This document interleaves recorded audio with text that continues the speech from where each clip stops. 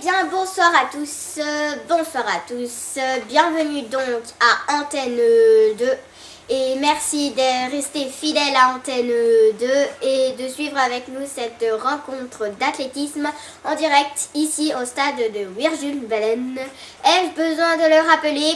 Pour les demi-finales de la Coupe du Critérium intereuropéen des trophées régionaux. Un grand moment en perspective, n'est-ce pas Hervé? Oh, tout à fait, Jean-Paul, tout à fait. Merci bien sûr à tous les téléspectateurs d'être restés fidèles à l'athlétisme et à Antenne 2.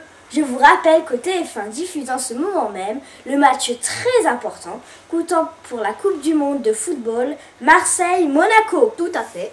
Mais pas de panique, Antenne 2 diffusera ce même match en différé dans une semaine le mardi à 2h30 du matin. Donc, tout à fait. Aucun regret, soyons fidèles à l'athlétisme. En effet, Hervé, désolé de t'interrompre, mais déjà se prépare actuellement le 10 000 mètres pour lequel la France fonde beaucoup d'espoir. En effet, voilà donc, vous pouvez voir des images de Jean-Jacques Edranger, notre réalisateur, qui couvre cet événement que nous saluons au passage, tant pour son talent que pour sa compétenticité. Voilà, nous voyons maintenant les images. C'est donc l'Américain Robert Johnson. Là, c'est le Zaïrois John Bamako, si je ne m'abuse. Là, c'est le Canadien Cliff James. Voilà.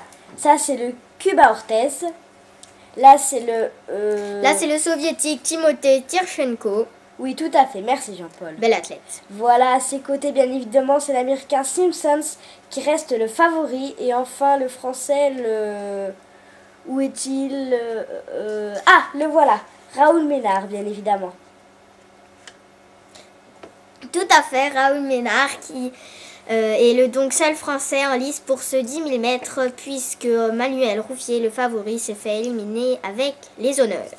Mais tout à fait, Raoul est là. Eh oui, Raoul est là. Il fait partie de nos 18 athlètes à défendre nos couleurs.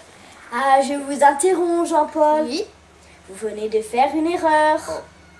On ne dit pas 18 athlètes. Ah bon? Et non, puisqu'on dit 16 athlètes. En effet. D'accord. Un athlète a déclaré forfait. Autant pour moi, Hervé. Mais je vois le départ, là, il est imminent. Oui, tout à fait. Chacun prend ses marques. Voilà. Et c'est parti! Un excellent départ sur la ligne française.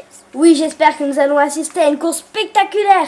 En tout cas, n'anticipons pas, mais je pense que Raoul peut battre aujourd'hui son record du 10 000 mètres, qui est, je vous le rappelle, de 8 500 mètres. En tout cas, c'est bien parti pour lui. Oui, tout à fait, Hervé. En tout cas, nous lui souhaitons bonne chance. Oui, bonne chance.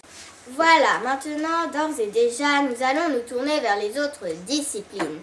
Tout à fait. En attendant le saut en longueur, notamment si Philippe nous entend. Allô,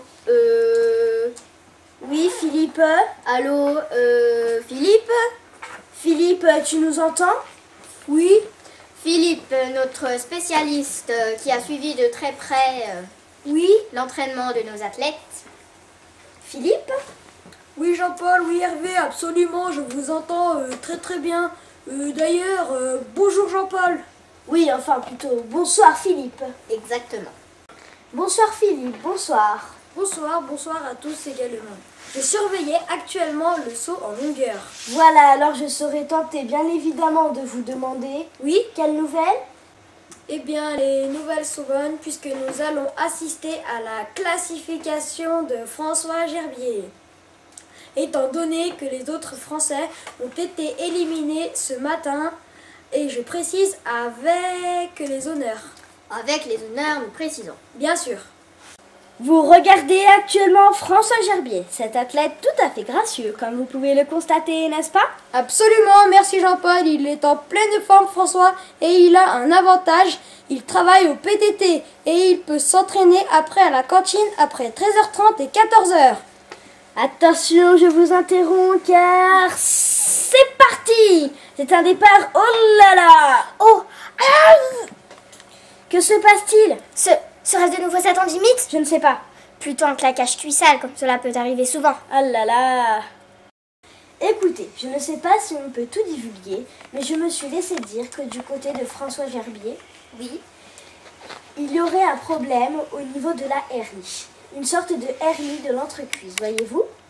Oui, mais là, nous rentrons dans un domaine un peu plus délicat, je pense.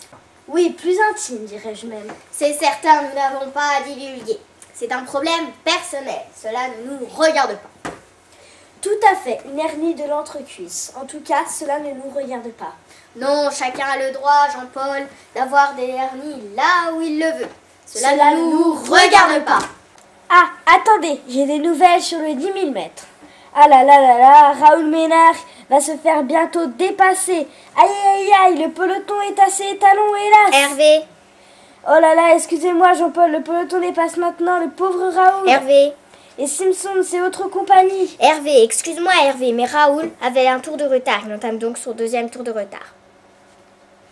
Ah bon, d'accord, donc rien Absolument. de dramatique. C'est une bonne nouvelle. Tout à fait, tout à fait. En tout cas, la course suit son cours et tous les espoirs sont permis pour le pauvre Raoul Ménard.